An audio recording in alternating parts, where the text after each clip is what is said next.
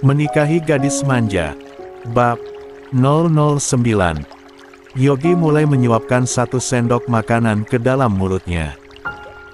Enak banget masakannya, bener yang dibilang mama dan papa, ternyata si bocil pinter masak, kalau gini aku juga mau dimasakin tiap hari, gumam Yogi dalam hati yang memuji Basil masakan Dira.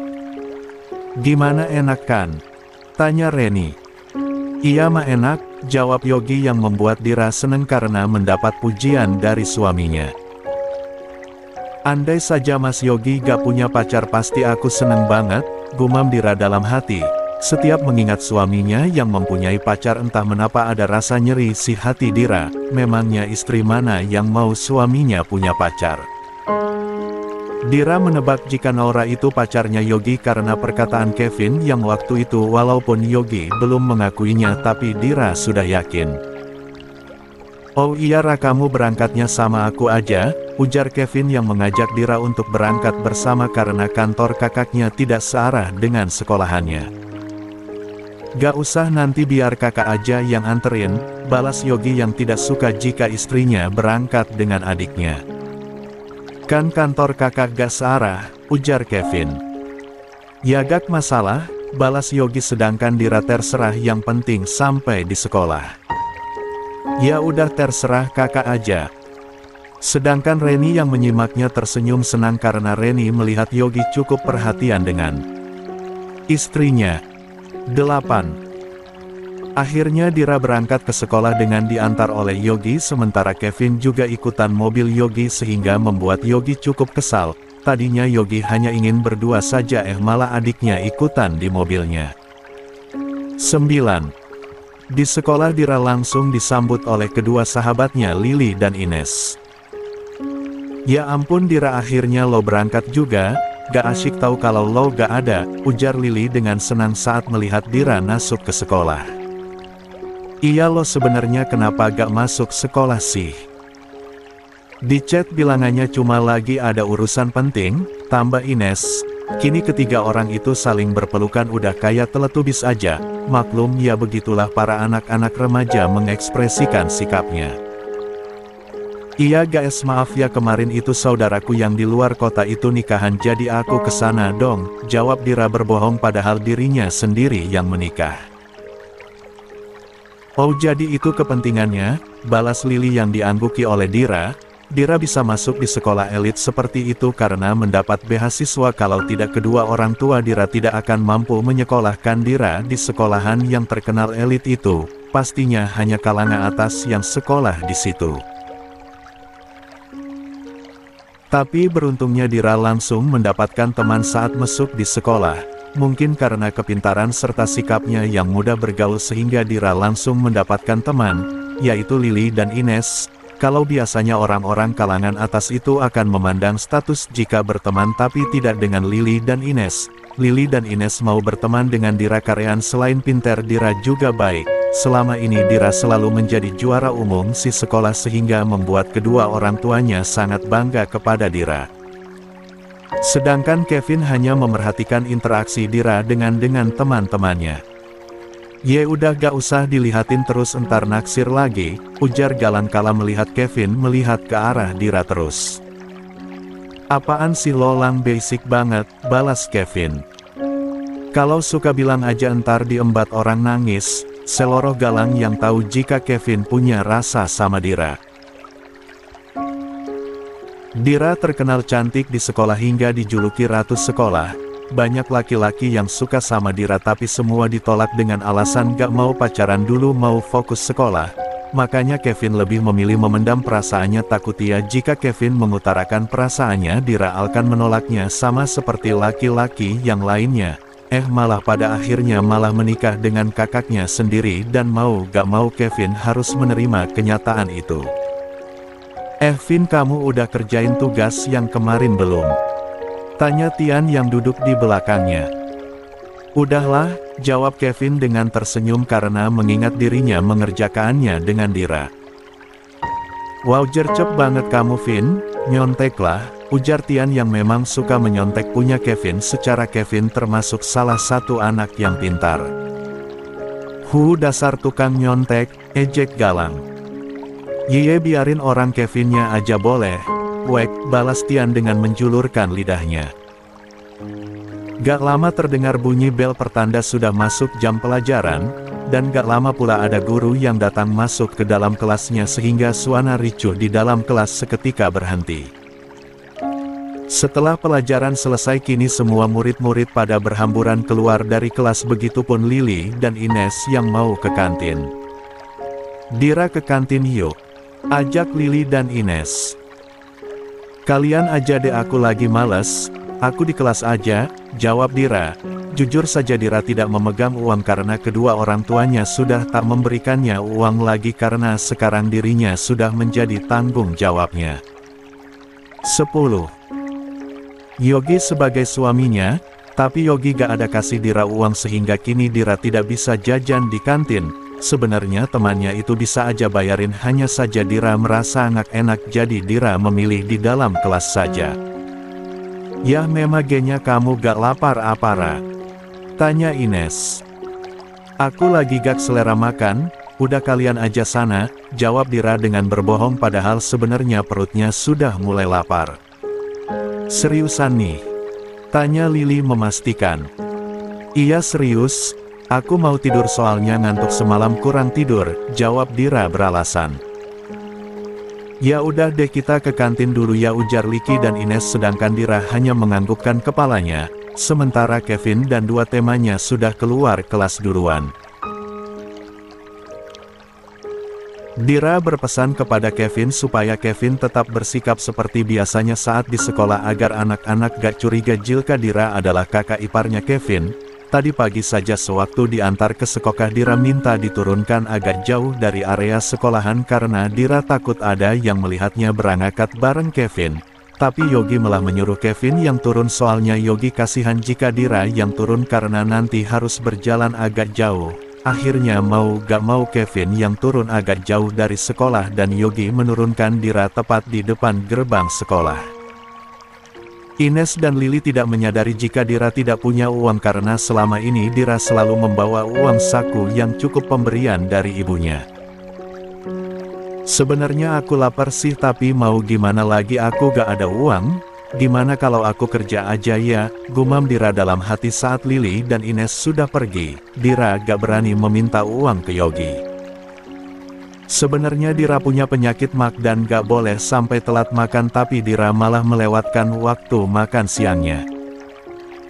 Sedangkan di kantor Yogi merasa sangat tertangguh dengan ponselnya yang terus berbunyi. Setelah Yogi lihat ternyata dari Naura, Yogi langsung mengangkatnya. Halo, jawab Yogi saat Yogi sudah menggeser tombol warna hijau di layar ponselnya. Halo Yogi, kamu kemana aja sih, menapa baru mengangkat teleponku, jawab Naura di seberang sana dengan kesal. Iya Naura, maaf kemari aku lagi ada masalah jadi gak sempat mengangkat telepon darimu, jawab Yogi dengan berbohong. Kalau Yogi jujur sudah pasti Naura akan mengamuk karena Yogi tahu bagaimana sikap Naura. Yogi harus punya alasan yang tepat untuk memutuskan hubungannya dengan Naura. Memangnya masalah apa sih Van sampai gak sempat menerima telepon atau hanya sekedar membakas chat dariku, ujar Naura dengan merajuk. Masalahnya rumit jadi memang gak bisa membalas chat dari kamu, tahu mengangkat teleponmu, balas Yogi. Ya udahlah kita harus ketemu sekarang karena siang nanti aku udah harus pergi ke Singapura untuk pemotretan. Padahal kemari aku ada waktu 2 hari loh di sini tapi kamu malah mengabaikanku, ujar Naura yang meminta untuk bertemu. Maaf Naura aku gak bisa, aku sangat sibuk di kantor, tolak Yogi yang memang sedang banyak kerjaan di kantor akibat 2 hari tidak masuk ke kantor. Apalagi nanti dirinya harus menjemput istri bocilnya di sekolah karena Yogi tadi pagi sudah bilang akan menjemput istrinya sewaktu pulang sekolah. Kamu kok gitu sih Van, memangnya kamu gak kangen dengan pacarmu ini, ujar Naura dengan suara yang dibuat-buat. 11. Ya mau bagaimana lagi, kerjaanku sedang banyak di kantor dan gak bisa ditinggal, balas Yogi yang gak ada waktu untuk menemui Naura. Padahal nanti aku sudah pergi Lovan dan kita belum bertemu. Ya udah gini aja, gimana kalau nanti kamu anterin aku aja ke bandara, pinta Naura. Jam berapa? Tanya Yogi. Jam 2, jawab Naura. Oke, balas Yogi yang bersedia mengantar Naura ke bandara. Lagian cuma nganterin doang kan gak apa-apa, begitu pikir Yogi. Sedangkan Yogi harus menjemput Dira jam 3 jadi masih keburu. Jam 2 siang Yogi mulai menjemput Naura di apartemennya karena Naura memang tinggal di apartemen. Sesampainya di unit apartemennya Naura, Yogi memencet bel terlebih dahulu walaupun Yogi tahu sandinya karena Naura yang memberitahu, tapi Yogi gak mau main asal masuk aja. Yogi menghormati dan menghargai Naura sebagai seorang wanita. Walaupun Naura mau menyerahkan tubuhnya secara cuma-cuma, tapi Yogi tak lantas mau karena Yogi selalu ingat pesan Mama Reni yang menasehatinya no sex before married. Ting, tong, ting, tong. Gak lama Naura membukakan pintunya, melihat Yogi yang datang Naura langsung memeluknya. Sayang aku kangen, ujarnya. Sedangkan Yogi segera melepas pelukan dari Naura. Mau berangkat sekarang? Tanya Yogi. Gak usah buru-buru lah sayang, ayo masuk dulu, jawab Naura yang mempersilahkan masuk Yogi terlebih dahulu dan Yogi pun langsung masuk dan duduk di ruang tamu. Kamu mau minum apa Van? Tanya Naura. Gak usahlah Ra, langsung saja aku sibuk, jawab Yogi sedangkan Naura langsung duduk di samping Yogi. Ayolah sayang, memangnya kamu gak kangen denganku, ujar Naura dengan menyandarkan tubuhnya di dada bidang Yogi. Katanya kamu mau berangkat, balas Yogi dengan mendorong tubuh Naura dengan pelan supaya tak terkesan menolak. Jujur saja Yogi kurang nyaman. Bentar dululah sayang, aku masih ingin denganmu, ujar Naura dengan manja. Tiba-tiba Naura ingin mencium bibir Yogi tapi Yogi segera berpaling sehingga Naura hanya mencium pipi Yogi. Ishkanu selalu aja menolakku, ayolah sayang kita sama-sama sudah dewasa, mau sampai kapan orang tuamu merestui kita, ucap Naura dengan kesal karena Yogi selalu saja menolaknya. Itulah yang membuatku bingung Ra. Lebih baik kita udahan aja, orang tuaku tidak merestui hubungan kita, balas Yogi yang membuat Naura terkejut. Naura tidak mau putus dari Yogi di saat semua wanita mengingin berada di posisinya, membuat Naura tidak mau putus dengan Yogi begitu saja apapun yang terjadi. Yogi bukan tipikal laki-laki yang mudah didekati dan digoda, jadi Naura akan berusaha mempertahankan posisinya. Naura ingin menjadi istri dari Yogi Erlangga, menjadi menantu di keluarga Erlangga. Enggak Van, aku gak mau putus dari kamu, soal restu mari kita perjuangkan bersama.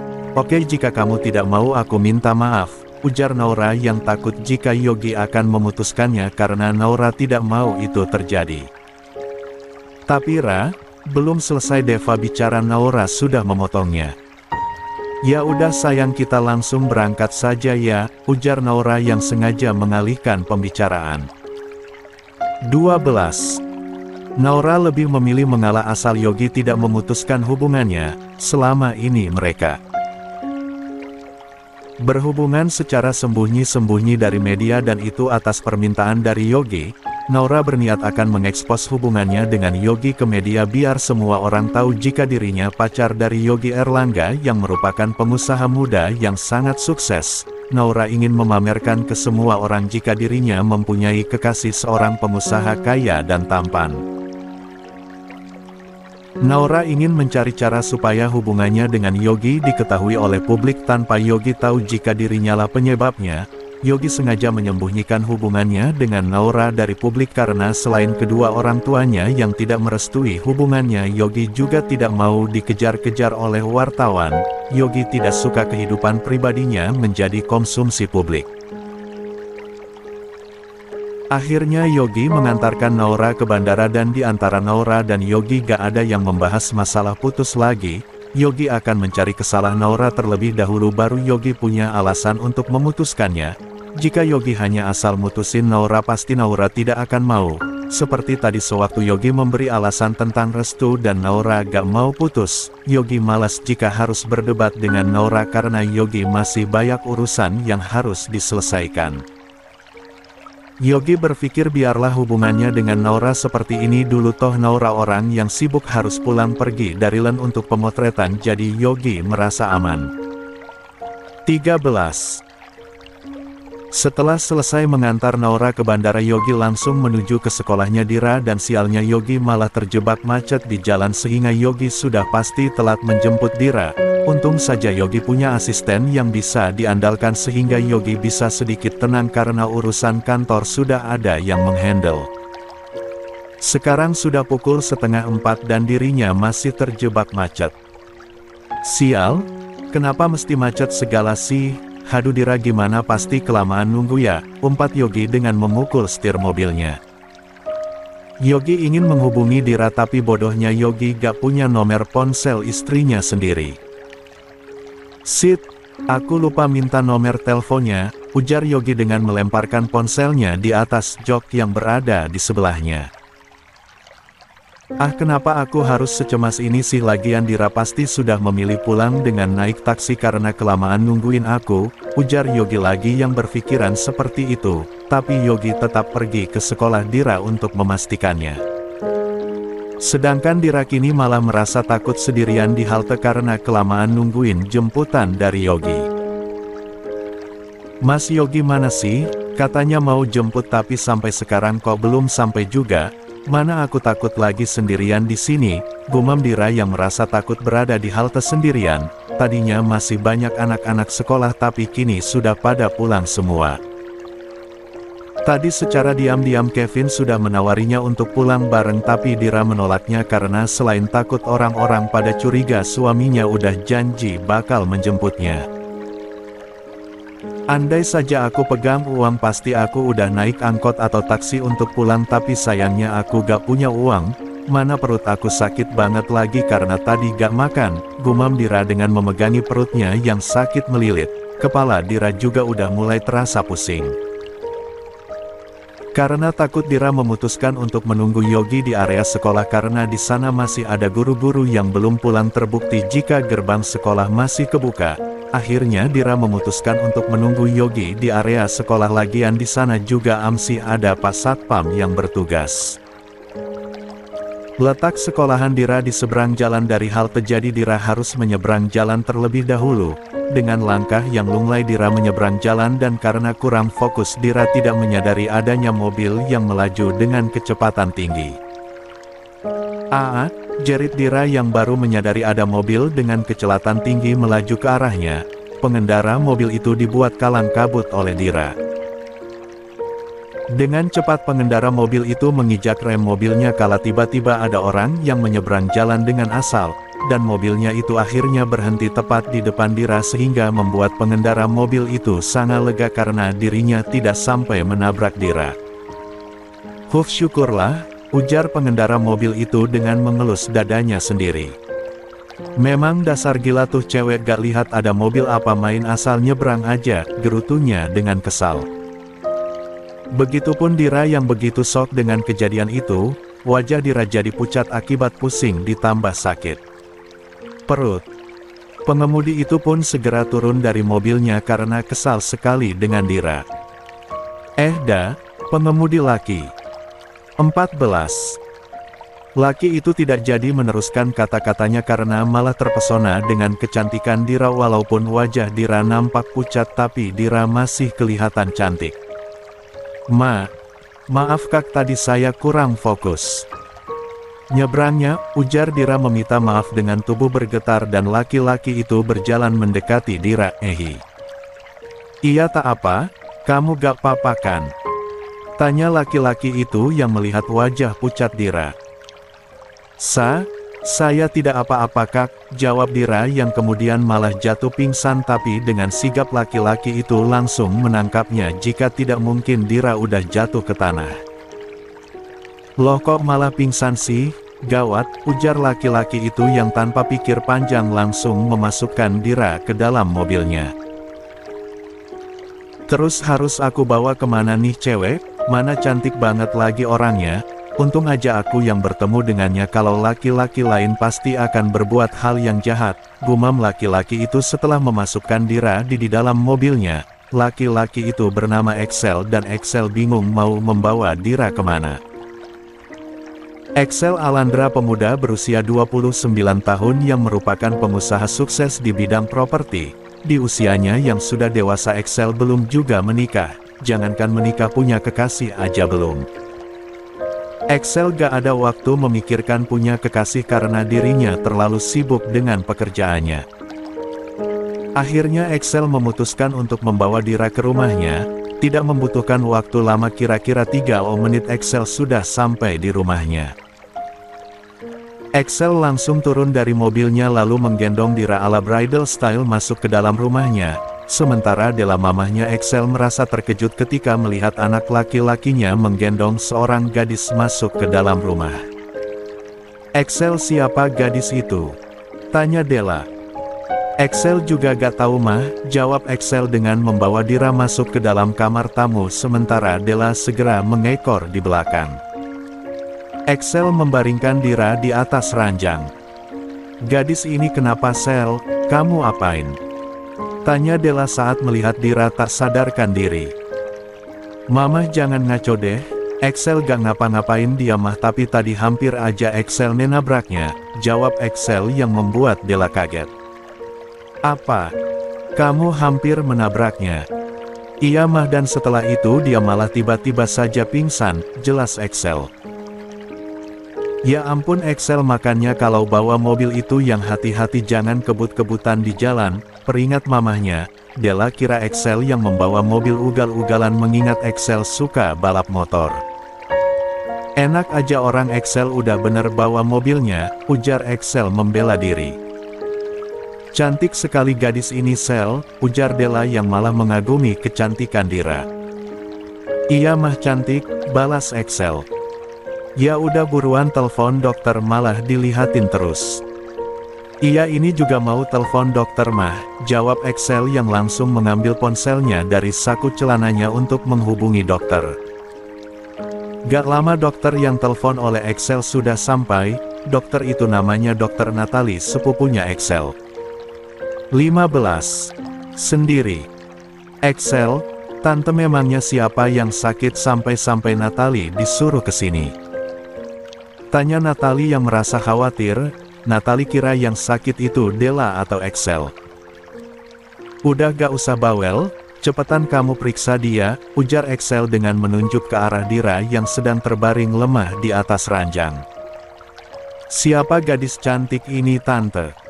tanya Natalie kepo.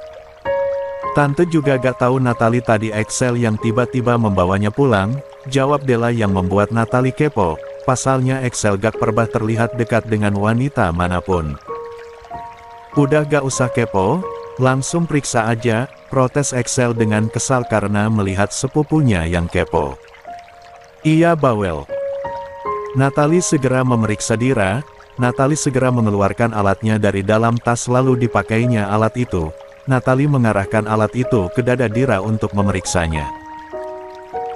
"Kalian tenang saja, gadis ini tidak apa-apa, dia hanya kelaparan saja dan penyakit maknya jadi kambuh sehingga mengakibatkan kepalanya pusing lalu jatuh pingsan," jelas Natalie setelah sudah selesai memeriksa Dira. "Kamu pelit banget sih, Sel, sampai membiarkan pacarmu kelaparan. Perusahaanmu sudah bangkrut sehingga kamu tidak sanggup memberinya makan," ujar Natalie dengan mengejek.